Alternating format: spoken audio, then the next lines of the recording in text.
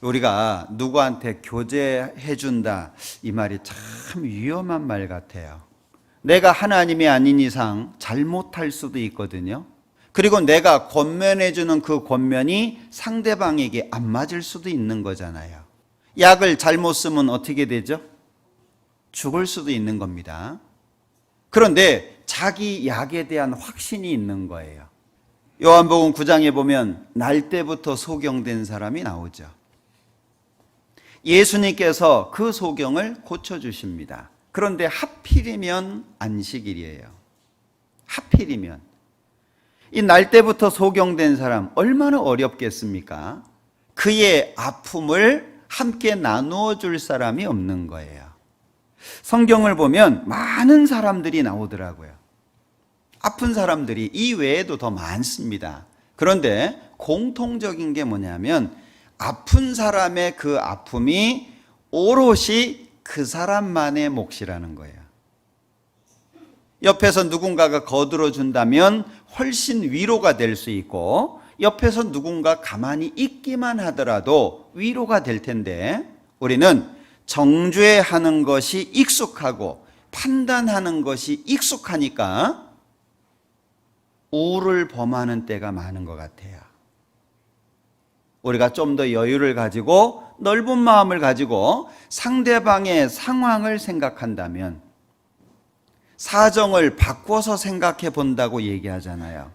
만약에 내가 그 사람의 상황이라고 한다면 나는 더 할 수도 있는데 내 일이 아니라고, 나와 상관없는 일이라고 해서 아주 냉정하게 판단하는 것이 우리가 아니겠냐. 왜 신앙인의 삶의 모습을 말씀하시는데 우는 자들로 함께 울라는 말씀을 할까? 왜 함께? 제가 이 말씀을 준비하는 가운데 욥을 좀 생각해 봤어요. 아픈 사람 중에 대표가 욥이 아닐까 싶더라고요. 성경에서 이 욥처럼 힘든 사람은 역사 속에서도 찾아보기 어려울 것 같아요. 욥기 1장을 한번 보죠.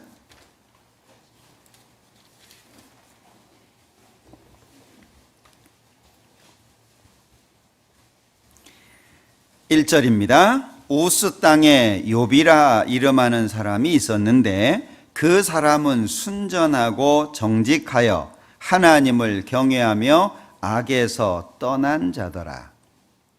욥을 소개하고 있습니다. 2절. 그 소생은 남자가 7이요 여자가 3이며 그 소유물은 양이 7,000이요 약대가 3,000이요 소가 500결이요 암나기가 500이며 종도 많이 있었으니 이 사람은 동방 사람 중에 가장 큰 자라. 가질 것 다 가진 사람이에요. 자녀가 10명이니까 자녀의 복도 있어요. 재산이 많으니까 경제적인 복도 있습니다. 그러니까 남들이 보면 부러워할 만한 사람이라는 거죠. 야, 참 욥. 동방에서 가장 큰 사람입니다. 그런데 1장, 2장이 욥기의 배경이죠. 어느 날 1장 6절에 보면 하나님 앞에 사단이 옵니다. 어디서 왔냐? 7절에 하나님이 물으시니까 땅에 두루돌아 여기저기 다녀왔나이다. 이 사단의 특징이죠. 가만히 있지를 않습니다. 여기저기 다녀요. 분란을 일으키는 자니까. 하나님께서 내 종 욥을 유의하여 보았냐? 내 종 욥을 봤냐? 하나님이 욥을 크게 생각하고 계시잖아요. 그러니까 9절에 보면 마귀가요, 아니 까닭 없이 하나님을 경외하는 사람이 누가 있겠습니까? 아니 그렇게 재산을 왕창 주시는데, 아니 재산 그렇게 많이 주시면 누구든 하나님 섬기죠. 그러니까 하나님께서 그래 그렇다면 몸에는 손대지 말고 그 소유물을 네 마음대로 한번 해봐라. 그러니까 이제 13절부터 시작해가지고요, 짐승들 다 뺏깁니다. 그리고 죽기도 합니다. 10명의 자녀 다 죽습니다. 그 뒤에 20절 욥이 일어나 겉옷을 찢고 머리털을 밀고 땅에 엎드려 경배하며 가로되 내가 모태에서 적신이 나왔사온즉 또한 적신이 그리로 돌아가올지라. 주신 자도 여호와시오 취하신 자도 여호와시오니 여호와의 이름이 찬송을 받으실지니이다 하고 이 모든 일에 욥이 범죄하지 아니하고 하나님을 향하여 어리석게 원망하지 아니하니라. 대단한 사람이죠. 우린 자식 하나만 죽어도 하나님한테 두 눈 부릅뜨고 대들 텐데 줄 때는 언제고 가져가시냐고. 여기 많은 재산 중에 양이 7천인데 다른 거 다 놔두고 양 7천만 갖고 가셔도 우리는요 하나님 섬기니 많이 할 거예요. 그죠? 이 욥이 보통 사람이 아닌 겁니다. 그런데 거기에서 멈추지 않고 2장에 보면 사단이 또 이 하나님 앞에 왔는데 야, 욥 봤냐? 믿음 잘 지키지? 아이 그거야 건강하니까 그렇죠. 그래? 그러면 이제 그 건강까지도 네 마음대로 한번 해봐라. 생명은 건들지 마라.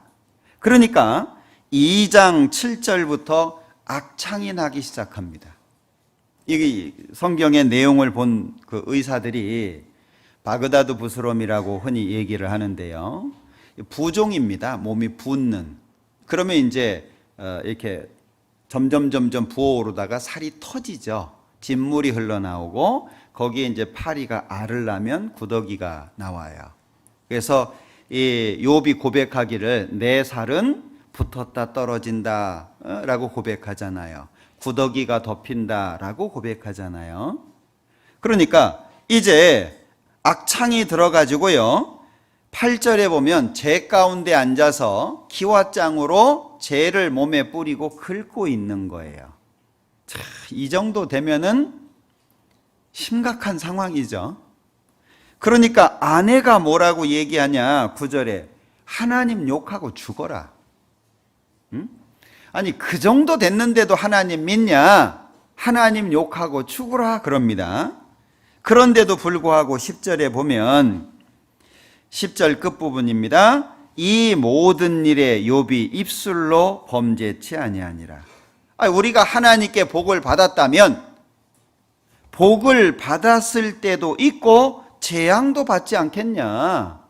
우리가 복만 받을 거냐? 근데 우리 마음은 어때요? 복만 받기를 원하죠. 그러니까 이 소식을 듣고 11절부터 아주 친했던 것 같아요. 친구 3명이 옵니다. 그리고 13절에 보면 7일 동안 7일 밤낮을 함께 앉아 있습니다. 그런데 욥의 형편을 보고 아무 말도 못하는 거예요. 할 말이 없겠죠. 이번에도 제가 어떤 분 상담을 하는데 그냥 듣고 왔어요. 왜냐하면 제가 해줄 얘기가 없어요. 어려운 형편을 쭉 말씀하시는데 제가 할 말이 없어요. 제가 하나님이면 어떻게 해주겠는데 제가 할 게 아무것도 없어요. 아 그러냐고. 그러면서 끝나면서 기도할게요. 제가 할 수 있는 건 그거밖에 없었어요. 이 욥의 세 친구가 뭘 할 수 있었겠습니까? 아무것도 할 수가 없는 거예요. 그런데 문제는 3장 이후에 벌어집니다. 3장의 욥이 너무너무 고통스러우니까 자기 생일을 저주하기 시작하죠. 그 자기 생일을 저주하는 그 얘기를 듣고 엘리바스라고 하는 사람이 4장, 5장, 15장, 22장에 욥을 정죄를 합니다. 이 세 친구가 와가지고요, 욥을 위로해 주는 것이 아니라 욥의 상태를 더 아프고 힘들게 만들어 버리죠. 왜 그랬을까?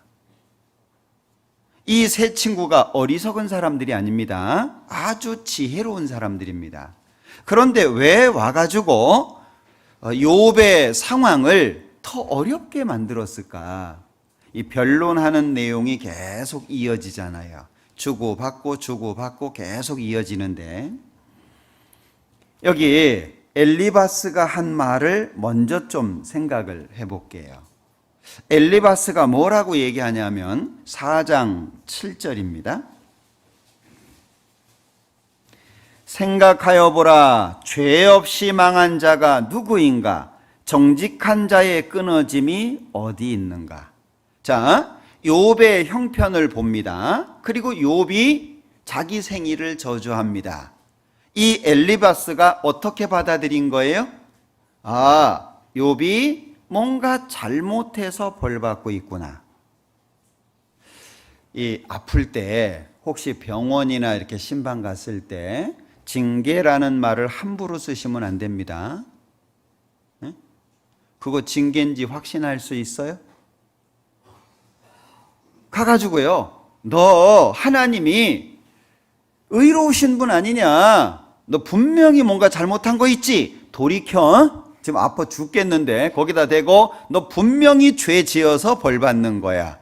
그 위로 될까요? 지금 엘리바스의 입장이 그런 거예요. 그러니까 17절에 인생이 어찌 하나님보다 의롭겠느냐? 사람이 어찌 그 창조하신 이보다 성결하겠느냐? 계속 반복적인 얘기죠. 5장 2절, 분노가 미련한 자를 죽이고 시기가 어리석은 자를 멸하느니라. 6절에 재앙은 티끌에서 일어나는 것이 아니요 고난은 흙에서 나는 것이 아니라 인생은 고난을 위하여 났나니 불티가 위로 나름 같으니라. 나 같으면 하나님께 구하고 내 일을 하나님께 의탁하리라. 그래서 누구한테 권면한답시고, 네? 누구한테 교제해준다 해놓고 나 같으면 이런 말 함부로 쓰면 안 됩니다. 대개 자기 신앙에 자부심을 갖고 있는 분들은 주로 교제를 해준다는 표현을 써요. 근데 생각해 보세요. 누가 누구한테 교제를 해주죠? 우리가 교제를 나누는 것이지 내가 선생이 되어가지고 야, 너 이렇게 해. 그걸 교제해줬다고 생각을 해요. 과연 교제가 됐을까요? 들은 사람이 저놈은 잘난 척해. 왜? 자기 자랑했거든요. 왜? 나 같으면. 그러니까 엘리바스가요, 욥한테, 욥이 훨씬 순전합니다. 욥이 훨씬 의롭습니다. 근데 그 앞에서 나 같으면 하나님께 구하고, 야, 너 분명히 뭐 잘못한 거 있어서 그런 거니까 하나님 앞에 납작 엎드려라. 나 같으면 진작에 엎드렸을 거야. 뭐 이런 얘기잖아요. 신앙적으로 교만한 사람이 되면 안 됩니다. 신앙적으로 교만한 사람이 되면 다른 사람의 신앙의 깊이가 안 보여요. 아주 하찮게 보이죠. 나만 옳고 다 별 볼 일 없는 것처럼 보이는 거예요. 5장 17절에 볼지어다 하나님께 징계받는 자에게는 복이 있나니. 자, 너 징계받는 건데 27절 볼지어다 우리의 연구한 바가 이 같으니 너는 듣고 내게 유익된 줄 알지니라. 자, 징계받을 때 바짝 엎드리면 하나님이 복으로 바꿔준다. 너 지금 어렵지만 하나님 앞에 엎드리면 너 복으로 다시 바뀌어질 거야. 그래 놓고 뭐라 그래요? 이거 우리가 깨달은 거야.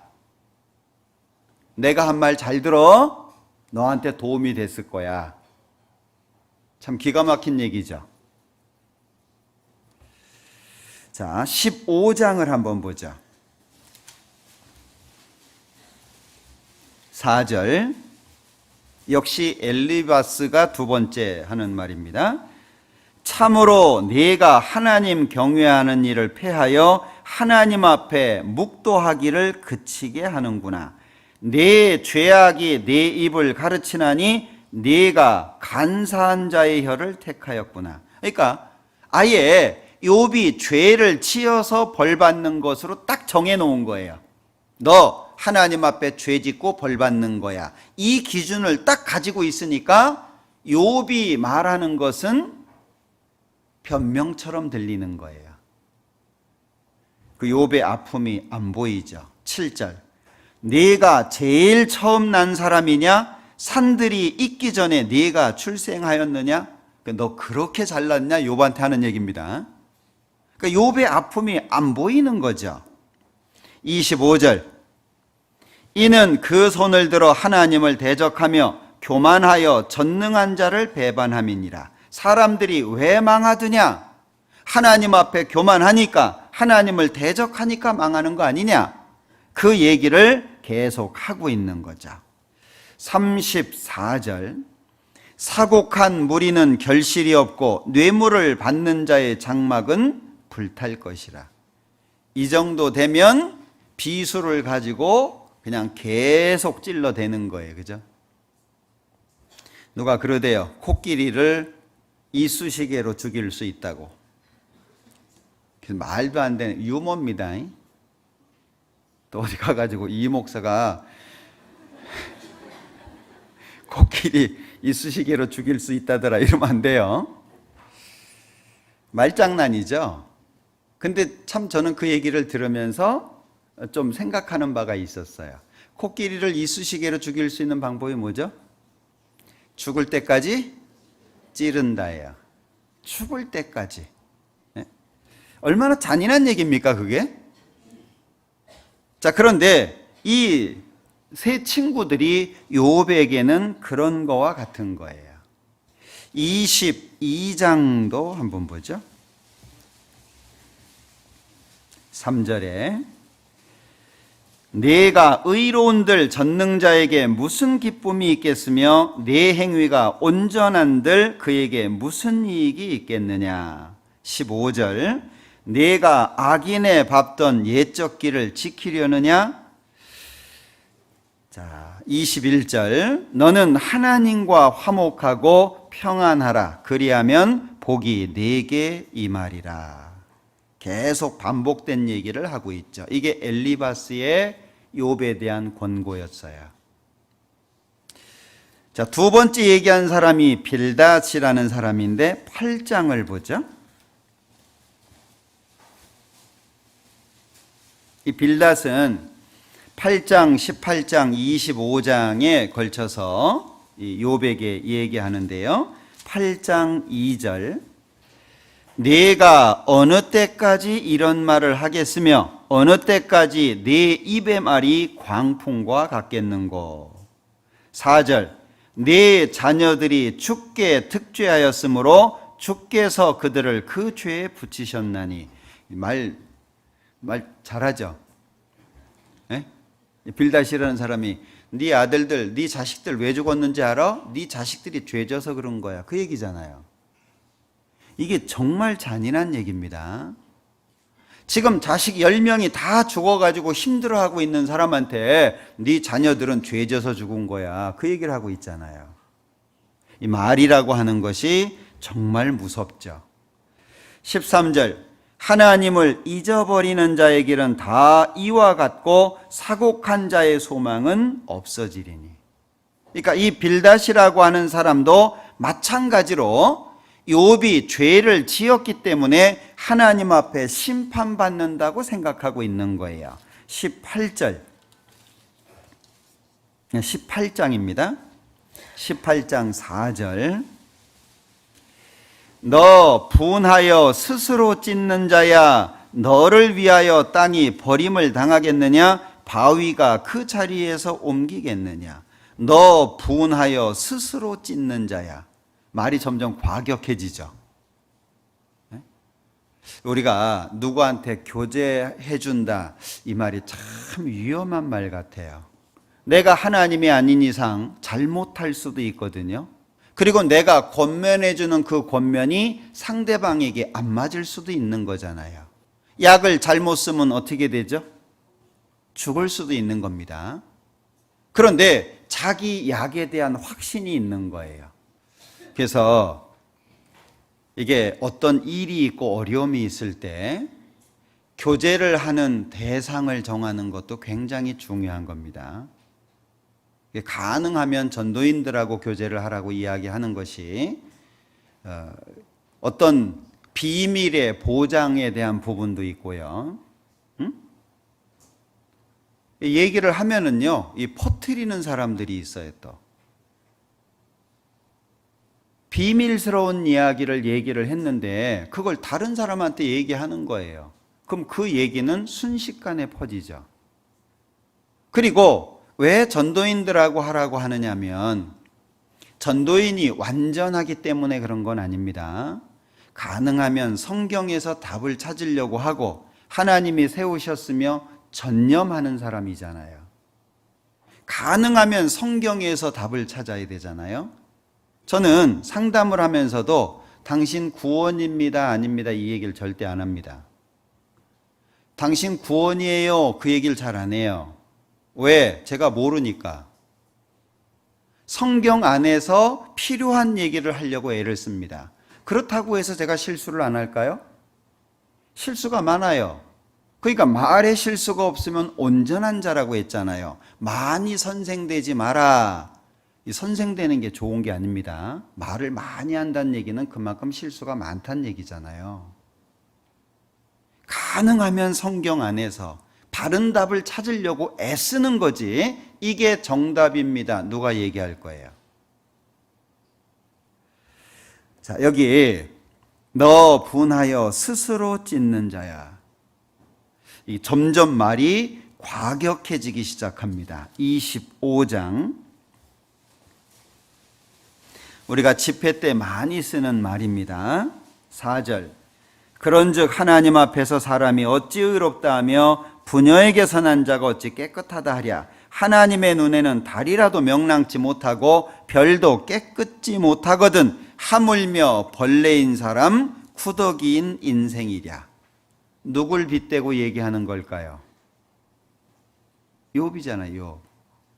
너는 벌레고 구더기 인생 아니냐. 그런데 뭐 잘났다고 네 깨끗하다고 그렇게 얘기를 하냐. 이 말이 사람의 마음에 비수가 되어서 꽂힐 수 있다는 걸 아셔야 돼요. 그래서 많은 사람이 있을 때는 말도 공손히 하고 부드럽게 하고 서로 이 눈빛도 좀 부드럽게 하고 마음에 안 든다고 막 레이저 쏘고 이러면 안 됩니다. 어떤 사람은요 자기 마음에 안 들면요 쳐다도 안 봐요. 그걸 하나님이 지켜보고 있을 텐데 하나님 앞에 가서 그 모습이 보여질 거 아니에요. 분명히 하나님이 구원을 받은 사람 속에 함께 계시겠다고 말씀하셨습니다. 세상 끝날까지 너희와 함께 있겠다고 말씀하셨어요. 그럼 그 사람이 마음에 안 들어서 그 사람을 안 쳐다본 것은 하나님 앞에 가면 하나님 안 쳐다본 게 될 거잖아요. 누가 마음에 안 들어가지고 째려봤어요. 그럼 하나님 째려본 게 될 거 아니에요. 그 하나님 너 나 째려봤지 그럼 어쩌실래요? 이 빌닷이요 말이 과격해지다 보니까 자 우리 벌레다 구더기다 자기를 포함해서 얘기한 것이지만 궁극적으로 누가 타겟이 된 거예요? 너 벌레고 너 구더기야 너 잘난 거 없어 그 얘기하고 있는 거잖아요. 세 번째 사람이 소발입니다. 한국식으로 이름을 해석하시면 안 됩니다. 이 지혜로운 사람이에요. 자, 이 소발의 이야기는 11장에 나와 있는데요. 11장과 20장 두 곳에서 얘기를 하는데 11장 2절입니다. 말이 많으니 어찌 대답이 없으랴. 입이 부푼 사람이 어찌 의롭다함을 얻겠느냐. 소발은 뭐라 그래요? 입이 부푼 사람. 우리 왜 화가 나고 속상하고 마음 삐지고 막 속이 불편하면 뭐가 튀어나와요? 입이 튀어나오잖아요. 여기 입이 부푼 사람이 이렇게 표현하고 있는 거예요. 속에 불만이 꽉 차 있다. 욥, 너 속에 불만 이렇게 많다. 그러니 네 입이 이렇게 튀어나온 거 아니냐. 이제 그 얘기를 하고 있는 거죠. 11절. 하나님은 허망한 사람을 아시나니 악한 일은 상관치 않으시는 듯하나 다 보시느니라. 13절. 만일 네가 마음을 바로 정하고 주를 향하여 손을 들 때에 내 손에 죄악이 있거든 멀리 버리라.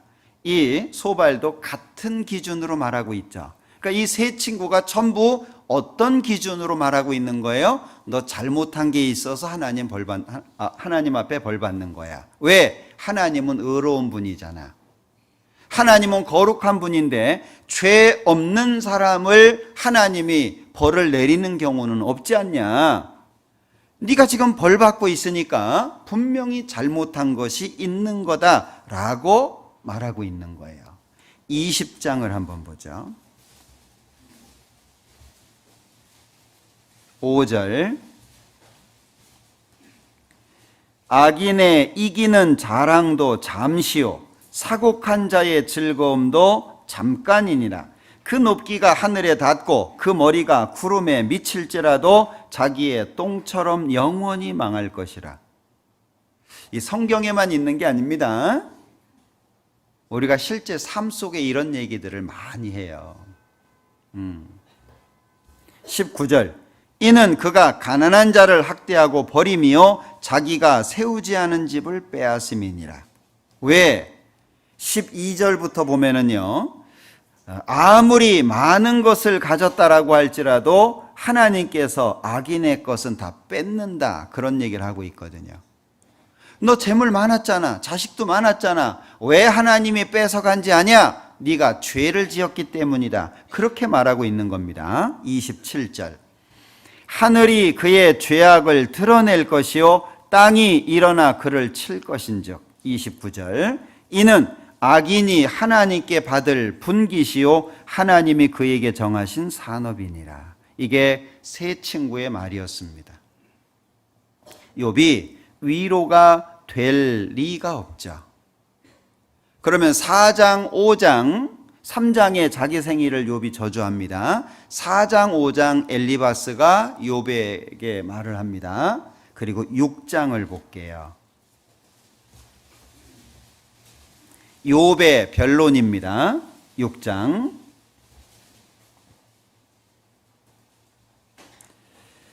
11절. 내가 무슨 기력이 있관데 기다리겠느냐? 내 마지막이 어떠하겠관데 오히려 참겠느냐? 나의 기력이 어찌 돌의 기력이겠느냐? 나의 살이 어찌 노쇠겠느냐? 돌의 기력. 내가 돌처럼 단단한 사람이냐? 응? 내가 노쇠냐? 사람은 어때요? 겉으로는 표현을 잘 안 할지라도 속으로요, 어려움을 당하면 다 힘들어합니다. 힘들어하는 정도는 다르죠. 바깥으로 표현하는 정도는 다르지만 다 힘들어요. 그 힘든 걸 누가 알아줄 거냐 하는 거예요. 누가? 네? 여기 내가 돌의 기력이냐 나의 살이 노쇠냐, 네가 왜 나를 그렇게 잡아먹을 듯이 대드냐, 지금 그 얘기하고 있는 거잖아요. 14절. 피곤한 자 곧 전능자 경외하는 일을 패한 자를 그 벗이 불쌍히 여길 것이오늘 나의 형제는 내게 성실치 아니함이 시냇물의 마름 같고 개울의 잦음 같구나. 개울의 잦음, 시냇물의 마름. 26절 같이 읽어봅니다. 너희가 말을 책망하려느냐? 소망이 끊어진 자의 말은 바람 같으니라. 우리가 실수하는 것 중에 많은 게 이거 같아요. 자, 너희가 말을 책망하려느냐? 욥이 한 말, 우리가 하는 말 있잖아요. 그 말을 책 잡으려고, 그걸 책망하려고 하느냐? 소망이 끊어진 자의 말은 바람 같다. 무슨 뜻이에요? 소망이 끊어진 사람, 마음 상한 사람은 할 말 못할 말 다 한다, 그 얘기예요. 우리 속상하면 좋게 얘기해요? 화가 그냥 머리끝까지 치밀었는데 그래가지고요, 이래가지고요, 그렇게 얘기 안 하잖아요. 그러니까 가정에서 엄마하고 자녀들 대화가 좀 날카롭죠. 그 엄마가 자주 하는 실수 중에 한 가지가 뭐냐면 정답을 반복해서 주입시키려고 한다는 거예요. 이 세 친구가 틀린 말 한 게 아닙니다. 욥에게 적용이 안 돼서 그렇지 이 세 친구가 한 말이 틀린 말이 아니에요. 맞는 말을 한 거예요. 문제는 욥한테 안 맞아요. 가정에서도요, 엄마들이 정답 얘기하잖아요. 근데 애들은 어떻게 알아들어요? 다 잔소리로 알아들어요. 왜요? 이미 엄마는 경험한 사람이기 때문에 아이들의 상황을 짐작해서 말을 하거든요. 엄마 때 다 그랬어. 엄마는 그거보다 더 했어. 그건 엄마지. 그 엄마가 그렇게 한 거지 애가 그렇게 하는 게 아니잖아요. 그러니까 이 대화를 하는 걸 보면 중간에 이 공간이 갭이 안 줄어요. 부모하고 자식 안 줄어요. 왜? 부모는 부모의 기준으로 계속 얘기하거든요. 자녀는 부모가 아니잖아요. 야, 내가 너 같았으면 그럼 차라리 애가 되든지. 부모하고 아이하고는 다르잖아요. 그런데 부모의 입장에서 이야기를 하는 거예요. 우리 신앙생활도 마찬가지입니다. 왜 교회 안에 앞에서 일하는 사람들도 있고 일꾼들을 왜 세우시겠어요? 다양한 사람들이 있어요. 그거 좀 안아주기도 하고 얼러주기도 하고. 아기 때는 어때요? 아기 때는 다 받아주잖아요. 그죠? 안 받아주면 어떻게 살 거예요? 그런데 문제는 10년이 지나도 애인 경우가 있어요. 그거 어떻게 할 거예요? 야, 10년이 지났는데 너 여지껏 이러고 있냐? 이제 네가 알아서 해. 그러면 못 써요. 여기 소망이 끊어진 자의 말은 바람 같다. 우리 말장난하려고 하는 게 아닙니다. 말싸움 하려고 하는 게 아니에요. 네 말보다 내 말이 낫다 그 얘기 하려고 하는 게 아닙니다. 그런데 이 세 친구들은요, 소망이 끊어진 자의 말, 욥이 너무 힘들어서 어려워서 한 말을 가지고 꼬투리를 잡아가지고 이제 욥을 공박하는 거예요. 그러니 욥이 얼마나 더 힘들겠어요. 자, 7장에 보면은요, 7장에 보면 3절에 이와 같이 내가 여러 달째 곤고를 받으니 수고로운 밤이 내게 작정되었구나. 내가 누울 때면 말하기를 언제나 일어날고 언제나 밤이 갈고 하며 새벽까지 이리 뒤척 저리 뒤척 하는구나. 내 살에는 구더기와 흙조각이 의복처럼 입혔고 내 가죽은 합창되었다가 터지는구나. 이 욥의 외적인 상태죠. 근데 이 외적인 상태보다 더 힘든 게 뭡니까? 내적인 상태잖아요. 새 친구의 말이 위로가 안 되는 거예요. 우리가 신앙생활을 하는 가운데서요, 가져야 되는 인격들은 익혀야 됩니다. 아, 나 원래 이래. 뭐 난 이렇잖아. 나 여지껏 이렇게 살아왔는데. 그 누구 들으라고? 그 누구한테 하는 얘기예요? 바뀌어야 되는 인격, 고쳐야 되는 신앙은 고쳐야 됩니다. 아닌 건 아닌 거예요. 우리는 혼자 사는 게 아니고 여럿이 함께 살잖아요. 그러니까 내가 말을 많이 하는 것보다 상대방이 말할 수 있는 기회를 줘야 되고, 신앙이 깊다라고 하는 나보다 자기가 신앙이 깊다라고 생각한다면 신앙이 얕은 사람들이 뭔가 할 수 있도록 만들어줘야 되잖아요. 신앙이 크다는 이유가 뭐예요? 교회 안에서 어깨에 힘주고 뭐 대접받고 나한테 보고하고 내가 이렇게 오래됐으니까 나 섬기고, 그게 신앙이 깊은 거예요? 그건 애들이 하는 짓이에요. 신앙이 깊다는 얘기는 그만큼 바닥으로 내려가서 다른 사람들을 받들고 섬긴다는 얘기잖아요. 어려운 사람, 외로운 사람, 마음에 지친 사람 누가 받아줄 거예요? 애들은 그걸 못해요.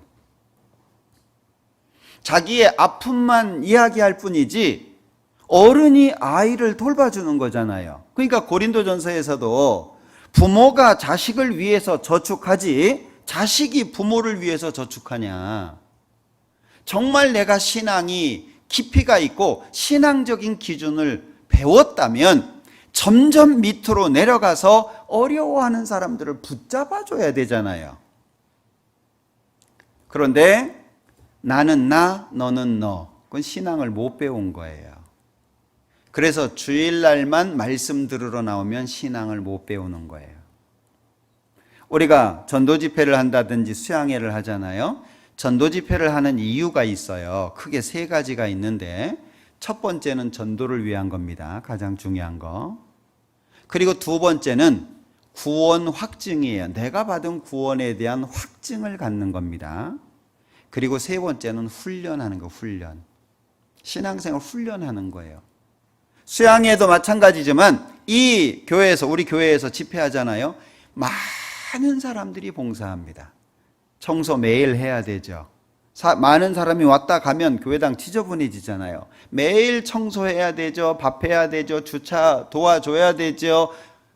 할 일이 얼마나 많은지 몰라요. 그런데 신앙이 성장하지 않은 사람의 특징이 뭐죠?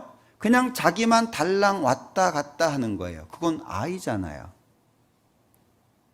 교회가 어떻게 돌아가는지, 점심때 밥이 어떻게 나오는지, 하나님이 도깨비 방망이 두드려가지고 매일 점심이 새롭게 나오는 건 아니잖아요. 네? 상관이 없는 거예요. 교회밥 맛있네? 그리고 가는 거예요.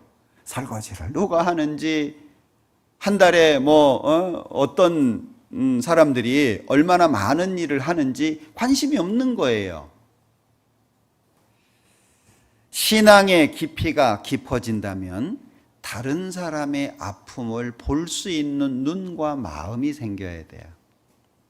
항상 언제까지나 나 섬겨라, 나 왜 안 섬기냐, 내가 이런데, 내가 어른인데, 그게 아니고 저 밑으로 내려가서 정말 외로워하는 사람. 이 욥의 세 친구가 그냥 아무 말 안 하고 욥의 손을 그냥 가만히 따뜻하게 잡아주기만 했다라고 할지라도 위로가 됐을 것 같아요. 친구야, 미안하다. 내가 할 수 있는 게 아무것도 없는데 기도할게. 아무것도 할 수 없지만 오히려 그게 위로가 되지 않겠습니까? 자기 아는 거 많다고 지식 자랑한 거잖아요. 결국에 욥 앞에서 난 이만큼 알아. 너 내가 이만큼 가르쳐 줬으니까 내가 가르쳐 준 대로 해. 욥의 마음은 계속 더 어려울 수밖에 없어요. 7장 15절. 이러므로 내 마음에 숨이 막히기를 원하오니 뼈보다도 죽는 것이 나으니이다. 뼈보다도. 이 고통을 뼈로 이야기하잖아요. 내가 생명을 싫어하고 항상 살기를 원치 아니하오니 나를 놓으소서. 내 날은 헛것이니이다. 하나님 나를 데려가 주세요 라고 얘기하잖아요. 실제 우리 어려움 속에 있는 분들은 죽기를 갈망하시는 분들이 있습니다. 너무 고통스러우니까 죽기를 원하는 분들이 있어요. 11절. 그런즉 내가 내 입을 금하지 아니하고 내 마음의 아픔을 인하여 말하며 내 영혼의 괴로움을 인하여 원망하리이다. 내가 바다니이까? 용이니이까? 주께서 어찌하여 나를 지키시나이까? 하나님 나를 빨리 데려가 달라는 얘기잖아요. 이 고통 그만 멈춰 달라는 얘기잖아요. 이 큰 아픔 속에 8장에 빌닷이라고 하는 사람의 말, 우리 읽었죠? 2절에 8장 2절. 네가 어느 때까지 이런 말을 하겠으며 어느 때까지 내 입의 말이 광풍과 같겠는가? 이 위로인가요? 불난 집에 기름 퍼붓는 거예요. 위로가 안 됩니다. 그래서 교제가 잘 안 돼서 교회를 떠나는 분도 있고, 사람 때문에, 누구 때문에 교회를 나오고 있지만 마음에 상처를 갖고 있는 분들도 많아요. 적어줘야 되겠죠. 없으면 너무나도 좋을 텐데 100% 없지는 않을 겁니다. 그죠? 그럼 적어줘야죠. 작아져야 되지 않겠습니까? 13장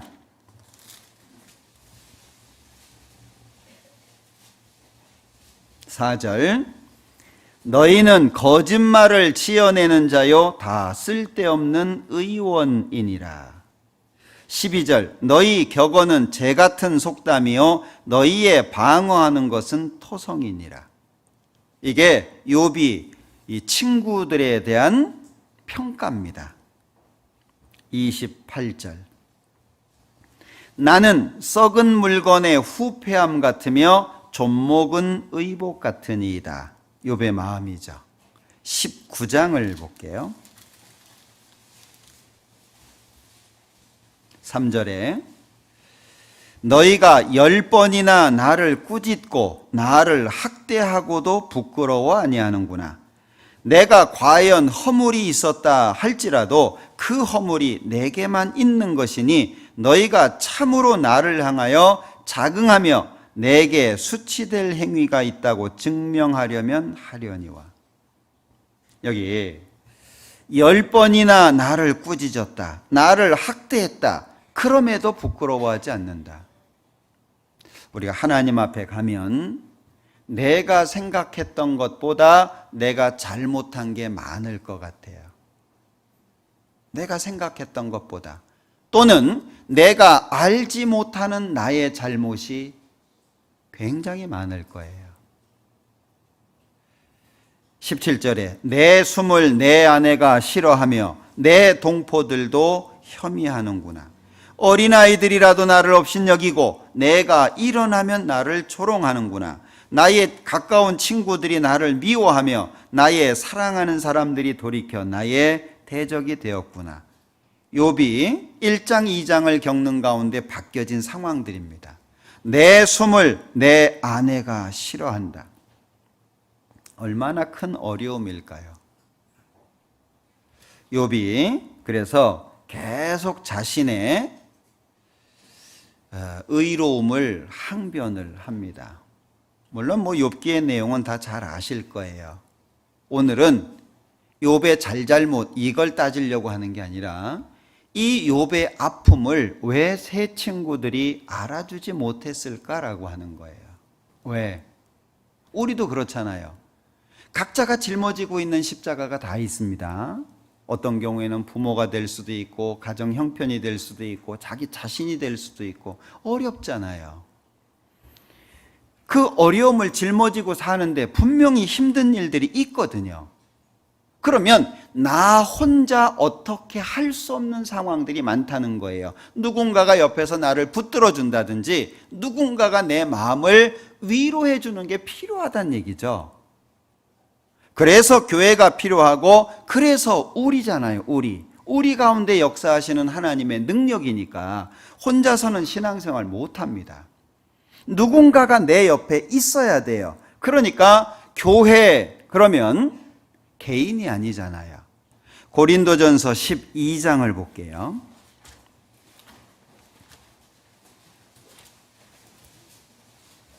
고린도전서 12장 12절입니다. 몸은 하나인데 많은 지체가 있고 몸에 지체가 많으나 한 몸인과 같이 그리스도도 그러하니라. 몸은 하나인데 많은 지체가 있고 몸에 지체가 많지만 한 몸이다. 그럼 결국에 구원받은 모든 사람들이 교회인데 두 사람 이상 모이면 교회잖아요. 그러면 둘이 아니라 한 몸이란 얘기죠.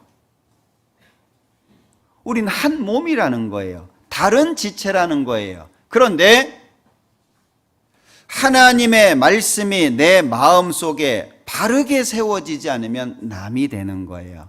같은 교회 다니는 남. 교회는 같이 다니는데 남이에요. 다른 사람의 아픔이나 다른 사람의 슬픔이 내 마음속에 조금도 영향을 끼치지 못해요. 배고픈 건 저 사람이고 슬퍼하는 건 저 사람이고 어려운 상황 속에 사는 건 저 사람인 거예요. 예수님께서 간음 중에 잡힌 그 여자에게 말씀하셨습니다. 나도 너를 정죄하지 아니하노니. 우리 어쩔까요? 어떤 사람이 간음 중에 잡혀서 우리 앞에 왔습니다. 우리 뭐라고 얘기할까요? 우리는 남의 흠을 얘기하는 걸 좋아합니다. 남 얘기하는 걸 좋아합니다. 그래 놓고 미화시키죠. 나는 그렇지 않은데 다른 사람들이 그래. 솔직해질 필요가 있지 않을까요? 우리는 신앙생활을 좀 더 정직하게 할 필요가 있다고 생각이 돼요. 나는 안 그런데 새로 구원받은 사람들이, 새로 구원받으신 분들은 별로 잘 몰라요. 뭐가 뭔지 모르니까. 자기가 문제가 되는 거예요. 자기 문제를 비겁하게 다른 사람의 문제라고 얘기하는 거예요. 우리 생활 속에 그런 게 많습니다. 난 괜찮아요. 정말일까요? 한 몸이라는 거예요. 한 몸. 그러니까 나의 아픔이 다른 사람의 아픔이 되는 거고 다른 사람의 아픔이 내 아픔이 되는 거잖아요. 그러니까 한 몸이죠. 20절에 이제 지체는 많으나 몸은 하나라.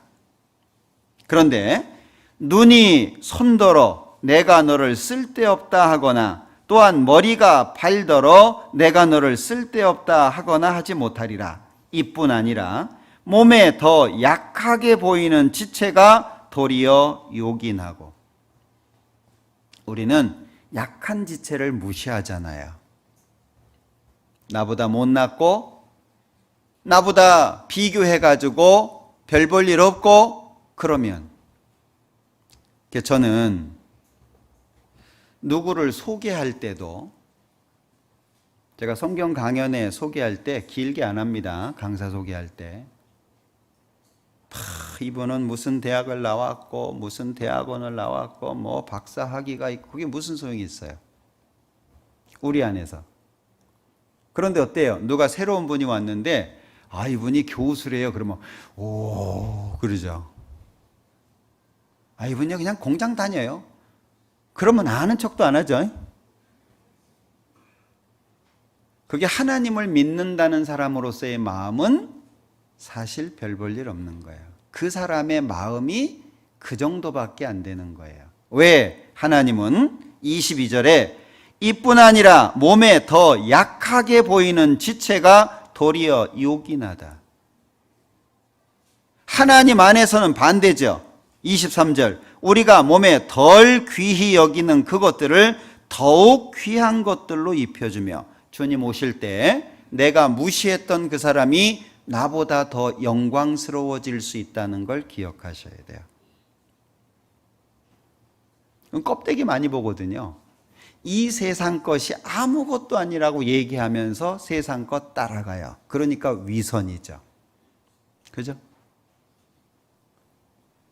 우리 안에 세상 대통령 중요해. 정말 그래요? 돈 그까짓 거 정말 그렇습니까? 우리가 솔직할 필요가 있는 거예요. 돈이 얼마나 위력이 있습니까?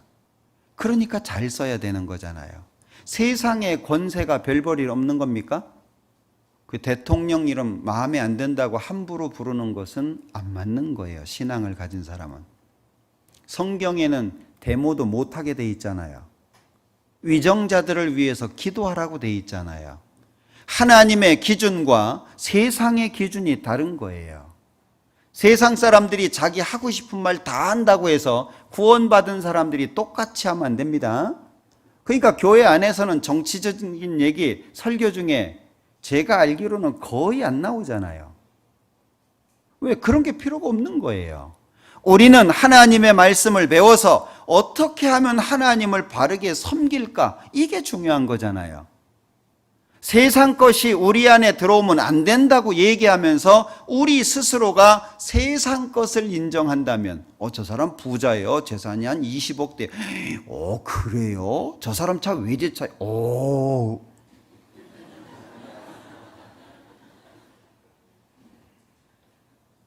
별 볼 일 없는 차 타고 다니면요 무시하잖아요. 그게 세상이거든요. 교회 안에서도 그래요. 여기 몸에 덜 귀히 여기는 그것들을 더욱 귀한 것으로 입혀주실 거다.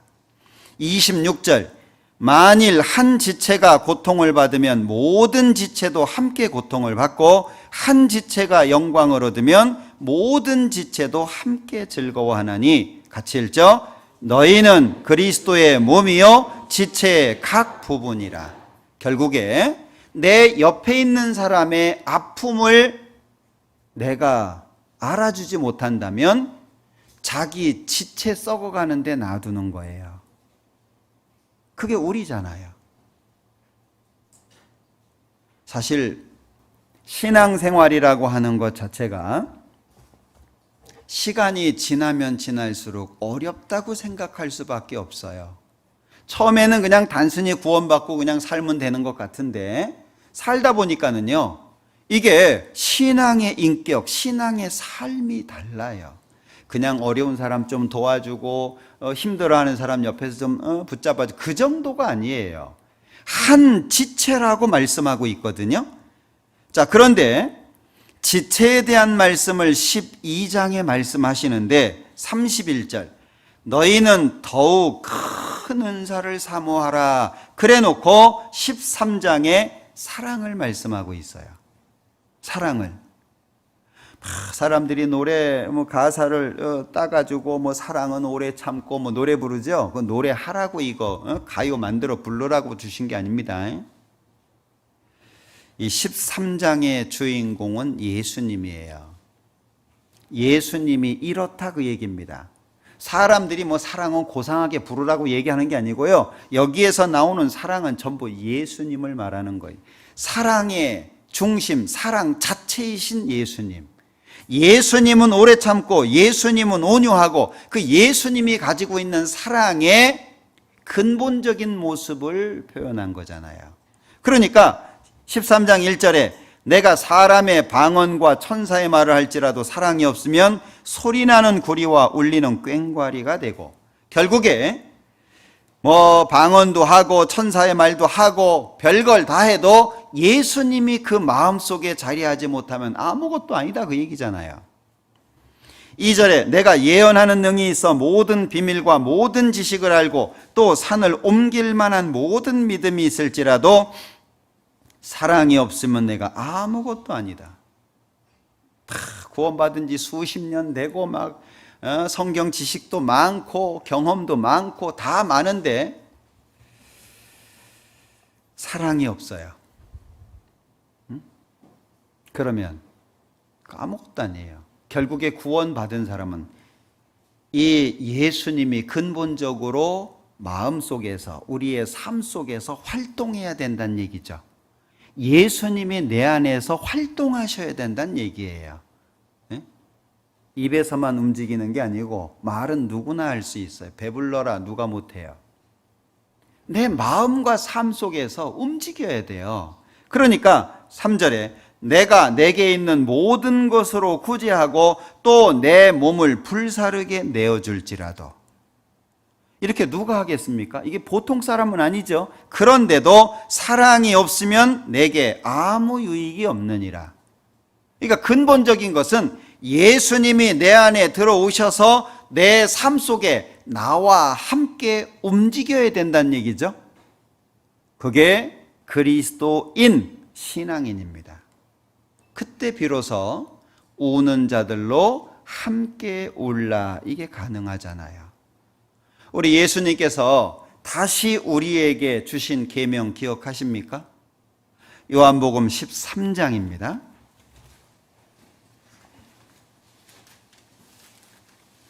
요한복음 13장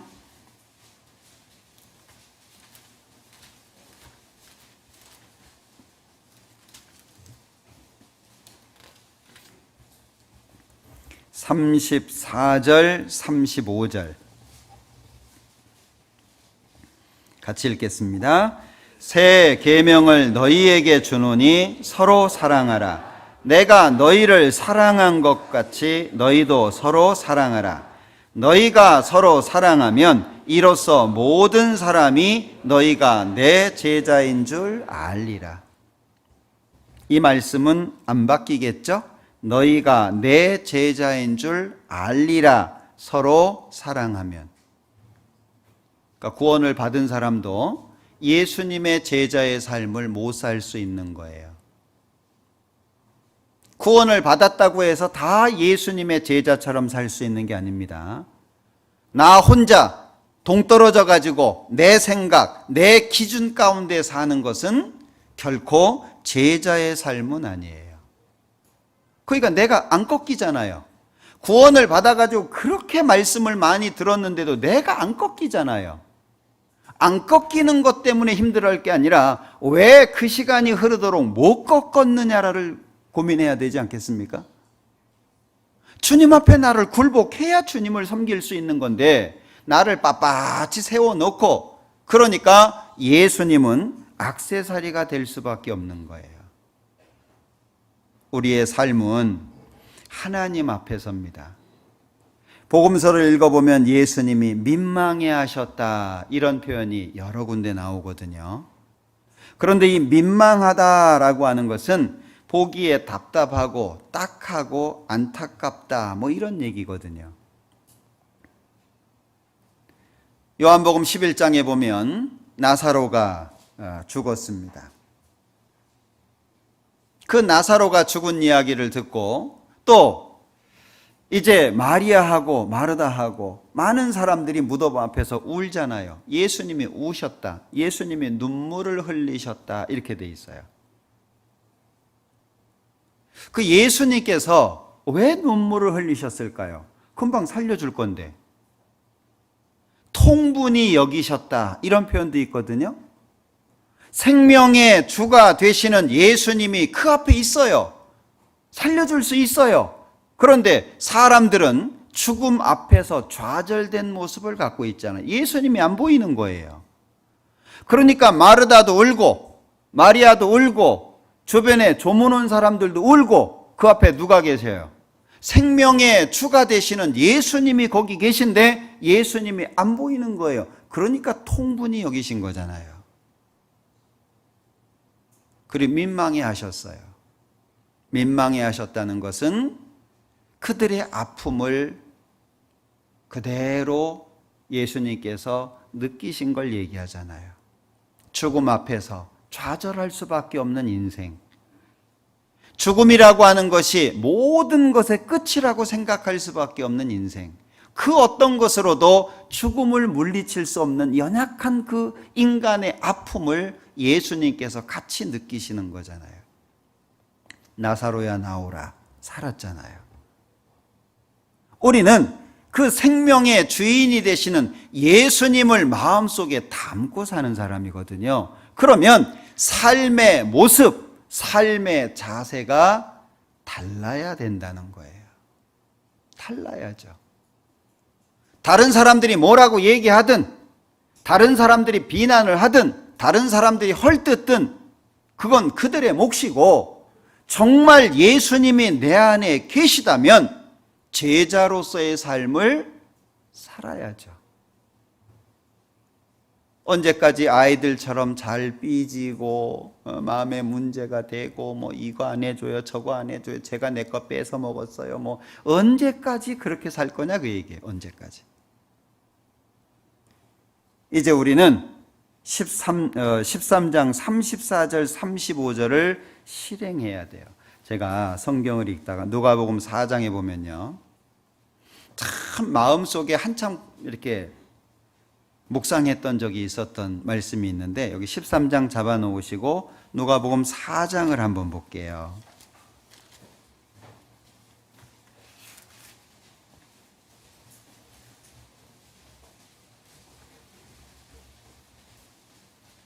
(40절) 해질 적에 각색 병으로 앓는 자 있는 사람들이 다 병인을 데리고 나오매 같이 읽죠.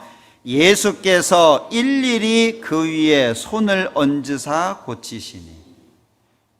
예수님은 능력이 있어요. 예수님 옷가에만 손을 대도 나을 수 있어요. 말씀 한마디면 나을 수 있습니다. 뭐하러 손 댈까요? 성경을 읽어보면 예수님께서 손을 대서 고쳐주신 경우가 몇 군데 등장하거든요.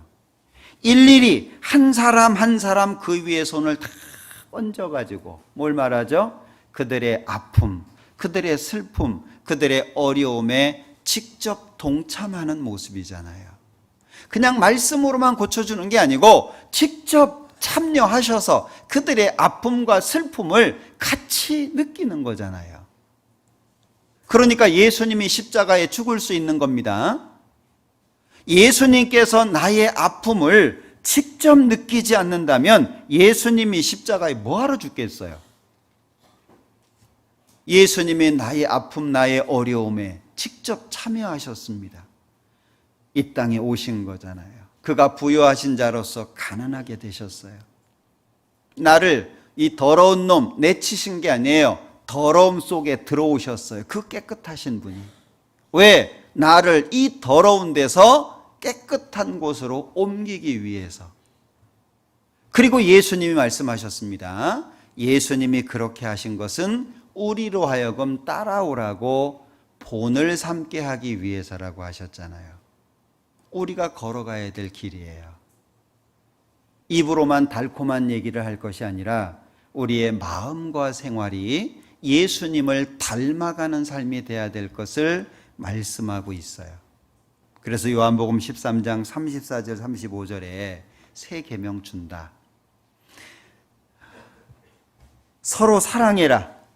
내가 너희를 사랑한 것 같이 너희도 서로 사랑하라. 너희가 서로 사랑하면 이로써 모든 사람이 너희가 내 제자인 것을 알 거다. 누군가가 나를 보면 제자라고 인정할까요? 누군가가 나를 보면 이 사람은 진짜 예수님의 제자구나 얘기할까요? 우리는 하나님 앞에 참된 신앙인으로서 고민할 필요가 있습니다. 오는 자들로 함께 올라. 우리 주변에 아픔을 갖고 있는 사람들이 여전히 있습니다. 그 아픔은 주님 오실 때까지 바뀌지 않을 것도 있습니다. 어떤 사람은 누구한테 말하지 못해서 그 아픔을 혼자 끙끙 앓고 있을 수도 있어요. 먼저 구원받은 우리가, 그리고 신앙 안에서 성장했다라고 하는 우리가 먼저 손을 내밀어야 되지 않겠습니까?